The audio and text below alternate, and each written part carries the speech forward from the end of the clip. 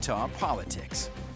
Thanks so much for joining us. I'm Glenn Mills. It is time to go inside Utah politics. We do begin this morning with Representative Judy Weeks-Roner and Bob McEntee.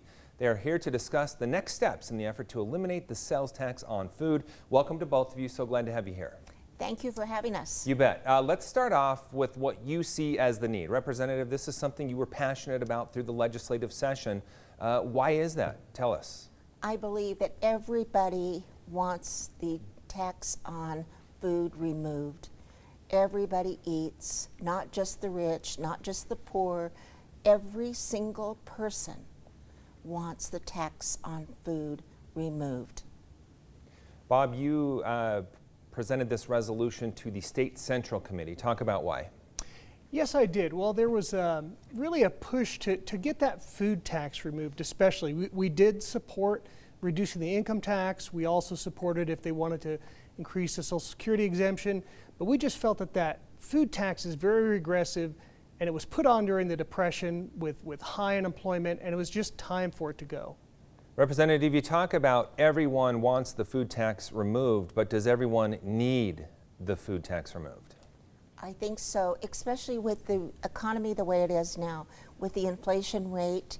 Yes, an income tax is great for once in a year, but every single week people have to buy food.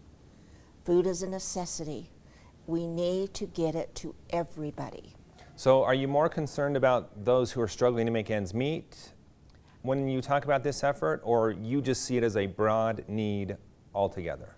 Glenn, I think everybody does. I know that there's help for the poor, and of course the rich, they can buy more caviar if that's what they want. But it's the working class that I'm really concerned about. They're working from paycheck to paycheck. We need to give them a little bit of help. And this is what they've told the legislators. In every survey that's been done, they've said that they would want the food tax removed, even at the risk of income tax. Okay, because I wanted to ask you a little bit more about that. We saw through the income tax bill some concessions being made through the earned income tax credit and the Social Security. Is that why the earned income tax credit just wasn't enough for you? Is it because of those middle class families that kind of fall in that segment? Absolutely. We have middle income people that cannot afford the rent, so they're living now on the streets, and there's families that we need to think about. This is Utah. We're talking about the Utah way, where we take care of one another. And the way to do that, I believe, is the weekly allowance for the food tax. Just remove it. Bob, how are you coming at this? Are you looking at it the same way, more of a broad need, or do you think it needs to be more focused? You know, Glenn, I got help crafting my resolution, which passed with over 90% support, and we looked at the platform of the Republican Party, which calls for fewer taxes rather than more, and less taxation. So we looked at this like we could get rid of an entire class of taxation here if we get the state tax off of food. And were you also satisfied with those concessions that I mentioned in the income tax bill with the earned income tax credit and Social Security? Well, we are for that, but the earned income tax credit is a rather narrow credit. It only affects certain people, but the food tax everybody that buys food would get a benefit. Representative, you made a passionate argument that fell short. What are your thoughts on falling short this session? Do you know, it won't happen this session, but I have hope for the future. We've been working with education, with all different types of people, and hopefully we will see it, and we will have something hopefully this year. Bob, not this legislative session. Sure. But you know, we've got but I would imagine maybe work on it in the interim and potentially have it for the next. Is that what you're thinking? Absolutely. Okay. Hopefully we can work on it prior to the election, because we were talking about a referendum to the Constitution, and we're still working on that. Okay. People are coming together now. People are talking, and we need to continue that discussion and come to a resolution that will benefit all citizens, not just the lower or the upper every single citizen in this state.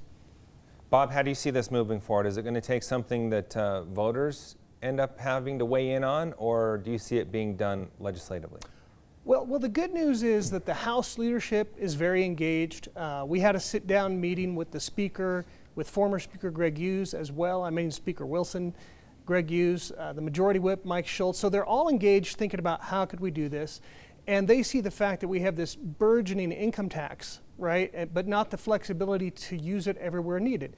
It's tied to education. So what we foresee is that maybe they could do an amendment to get some more flexibility for how they spend the income tax, but also at the same time remove the tax on food. Representative, you were heavily involved in overturning the tax reform bill of the past. Do you think that potentially a referendum on the table gives you more negotiating power? I think that leadership is listening to us, and I would like to work to come to a win-win solution. I don't want to do another referendum. I think stronger minds will prevail, and we are going to get something done. I think leadership has heard the will of the people. Let's just see what we can do to bring people together. And like I say, this needs to be a win-win for everybody. Let me ask you more on that, Representative. What would a win-win look like from your perspective? I think that we need to remove the food tax.